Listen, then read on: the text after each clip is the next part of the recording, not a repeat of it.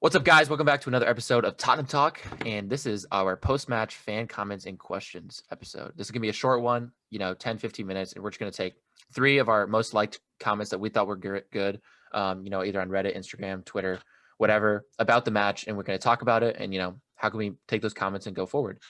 Just answering some questions. So let's get it started, Matt, shall we? Let's do it. So the first one we got, this is on the r/COYS Reddit page, or subreddit, from Ace Jack Spades. In the coming matches, who should be playing up front with Kane and Son? Lamela has looked impressive in recent weeks. Should he be playing centrally as an attacking mid or playing on the right when Giovanni Lo Celso returns? It's a good question. I think it's obvious. Everyone can see it. Lamela's been playing really well. So is Lucas. So I think that's important to note too. But it's a good question. Lo Celso returns. Does one of Lamela or Lucas lose his spot? That's a really good question because I like Lo Celso at an 8.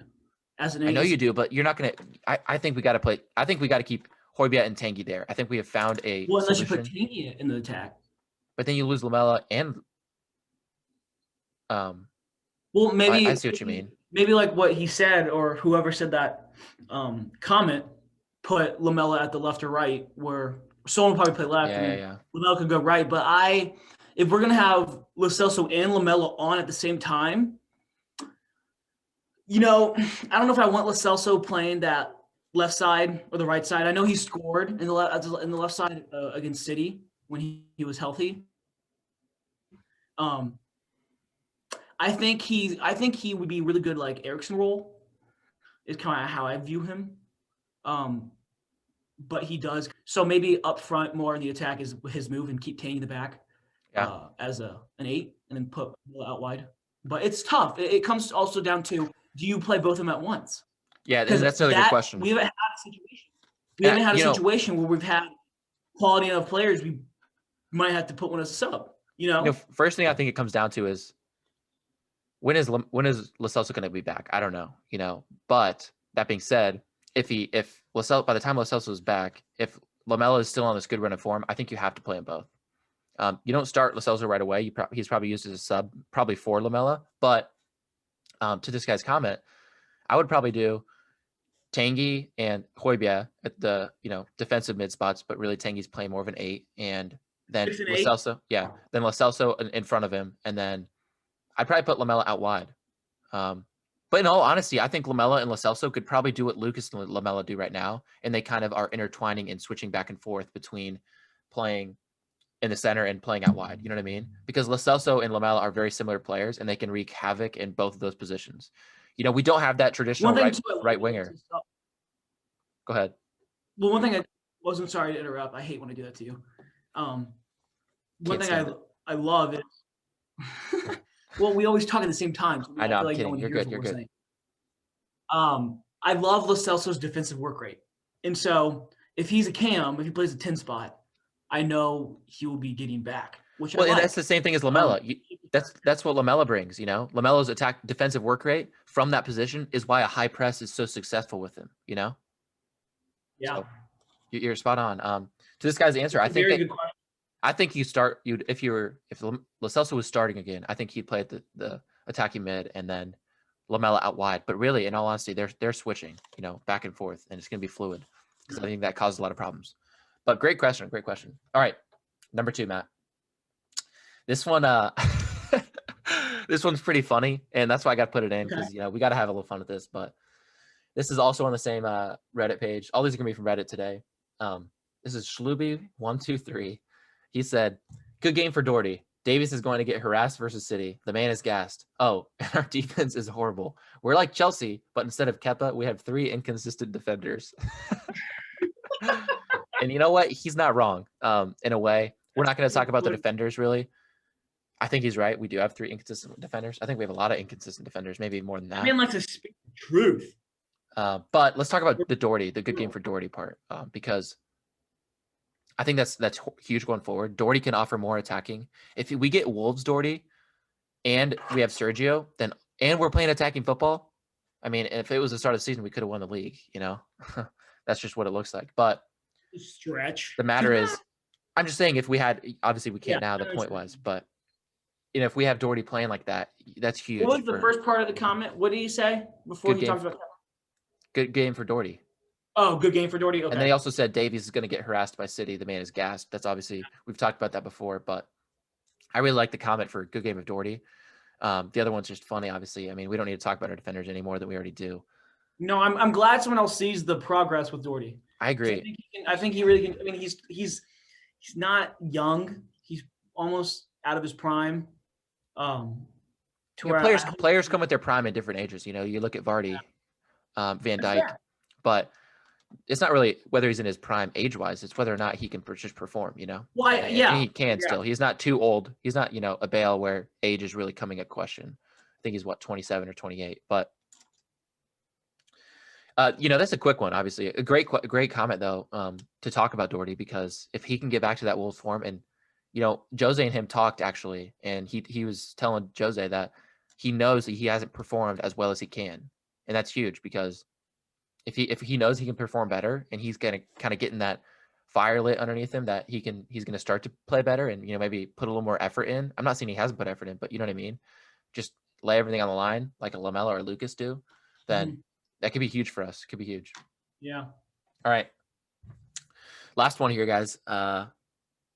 This one I really like because it's very, very in depth, and it kind of talks about going forward, like we like to do. It likes talking about Jose and his place at the club. But here we go. Also from the Reddit page, obviously, this is undergrad. When we play defensively, we lose from our lack of attack. When we play offensively, we lose from defensive mistakes. How do we go forward from here? I think today was a sign that Jose is trying things out and seeing his own flaws. I am, for one, happy to see his changes, even if they're not successful. Am I being too naive to think that Jose will eventually find a good balance? First of all, this is a very smart question. This is a very intelligent question. So I'm excited about this one. Props to whoever said it. You go ahead and answer this first. So first, whenever we play defensively, we lose from not scoring. Whenever we play offensively, we lose from defensive mistakes. What do we do now? What's your answer to that? Stick with what we're doing. I think trust the process kind of thing. Trust the process. I kind of relate it to golf in a way, and the way I look at it is, once you start playing well in golf, scoring will come. Shooting under par will come. Yeah.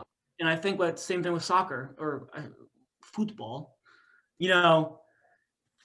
Once you get the tactic piece down, the system down, I think goals will come. Goals will come because we have the quality to score. So I'm not worried about that. And we have quality enough defenders to defend. It's tough because, we're getting one or the other. We're not getting both. And, when we get both, we're on cloud nine. And so, I say stick with the system we're doing, and I think it will just kind of pan itself out. I kind of agree. I think we got to stick to offensively. Obviously we've seen we can win defensively. We can win when we go offensively, but I think we have a much better chance long-term to do well when we are playing offensively. And I think Jose's got to see that because that's the way it's going to happen. That's the way we're going to win. So great question there. Now, second one though, will Jose find a good balance? How is he going to do that? What are we specific things that we can do? Does he, take a player out? Does he, what does he have to do to find a balance? I think he sticks. I think he has to have change. I think he has to be willing to change. How he's been very successful in the past with his style.